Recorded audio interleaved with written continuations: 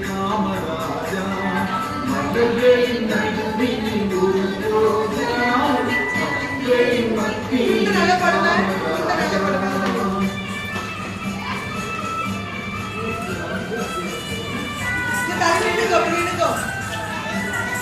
எத்தனையோ தலைவருண்டு இந்நாட்டில் எவ்வளவோ அவர் வீட்டில் இத்தனையும் தேடாத எதையும் காடாத இத்தனையும் தேடாத எதையும் காடாத அப்பனையும் பெற்றவன் தான் காமராஜா எங்கள் காமராஜா மலர்களின் நடுவில் ஒரு ரோஜா மக்களின் மத்தியிலே காமராஜா